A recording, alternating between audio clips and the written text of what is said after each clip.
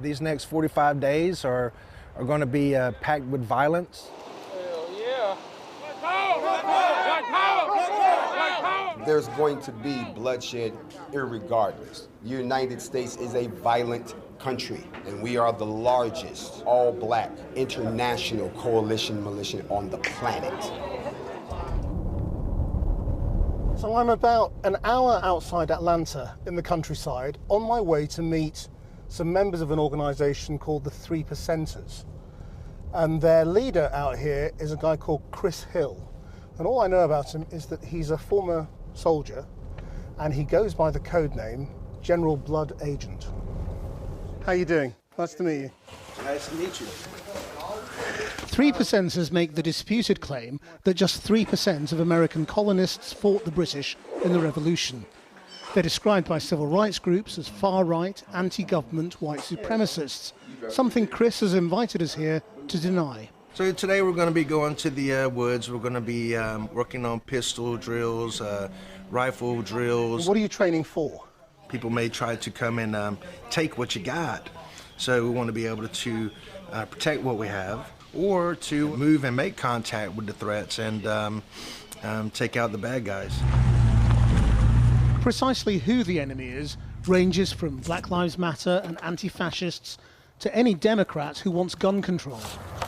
Lord knows what's going to happen November 4th if, when people wake up and Donald Trump has been elected president, the left is going to absolutely lose their minds. Cities are going to burn. And what happens if it goes the other way? I hope the silent majority would rise up and stand against a Biden presidency, especially if there's an allegation of fraud. If on election night there's no clear result and neither Trump nor Biden concedes, these militias are expecting to be out on the streets, and you can see how things might go wrong. I want to correct the myths and misconceptions about what 3 Percenters and what 3% militia is really all about. The myths being what? That every 3% militiaman is a neo-Confederate, Nazi, white supremacist, anti-government hillbilly running around playing Call of Duty in the woods. Are there any of them? No, I'm a freaking Marine Corps veteran, and I'm doing what I do. What do you think of what happened to George Floyd? In my opinion, the officers should not be charged with murder and should not be imprisoned for that. Earlier this month, militias gathered in Louisville, Kentucky, at the same time as anti-racist protesters demanded justice for Breonna Taylor, a black woman shot dead in her home by police. There was shouting and pushing, but no real violence. Close by, a new militia was also gathering, entirely lawfully, to demand justice. All its members are black. I'll call in reinforcements. And they have a charismatic leader called Grandmaster Jay. He isn't easy to meet face to face. Move, move, move! I'm in a retail park on the outskirts of Atlanta, and this is the rather unlikely setting where I've been told I could get to meet some of the most important people in black militia and black power. Black power! Black power! Black power! Black power! They had come for the funeral of Hashim Nzinga, one of the leaders of the new Black Panther Party. Taliba Tunde joined this movement 6 years ago after the notorious police killing in Ferguson. I got into this when I saw Mike Brown get killed, and they left him laying in the middle of the street for 6 minutes straight and didn't cover his body up. And right then I saw that, I said that could have been me, that could have been my friend. I actually cried. And I saw Hashim Nzinga in Ferguson, and that's why I'm here at his funeral today, because this man is the one that changed my life and made me sign up for the new Black Panther Party.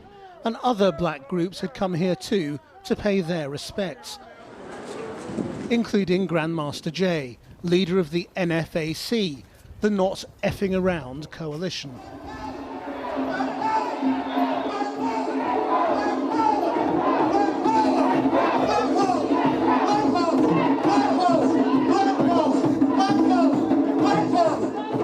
We embody everything of the almighty Black Panthers, today and the past, but we're something else.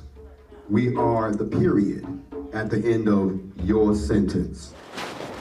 Grandmaster Jay, hello. I'm Krishnan Gurumurthy from British Television, Channel 4. What is your goal? The protection of the black race, the policing of the black race, the education of weapons of the black race. We want a seat at the table in the UN too. We want to have someone that gets upset when one of us is brutalized. We don't want prayers, and we want another country, even if it's one that we build. Do you think that the anti-racist protest, the Black Lives Matter movement, do you think that is a sort of a naive way to try and bring about change? I would not say it's naive. I would say that it satisfies the definition of insanity, doing the same thing over and over again and expecting a different result. And they can continue to do what they want to do. They haven't achieved anything yet. If they had, we wouldn't exist. Do you think African Americans should be arming themselves now? There are 432 million guns in this country right now. That means there's more guns here than there are people. Should they be arming themselves? They've already armed themselves. The question then becomes, how do we equalize the playing field? Then we too have armed ourselves. We're meeting power with power. The Second Amendment famously says a well-regulated militia is necessary to the security of a free state.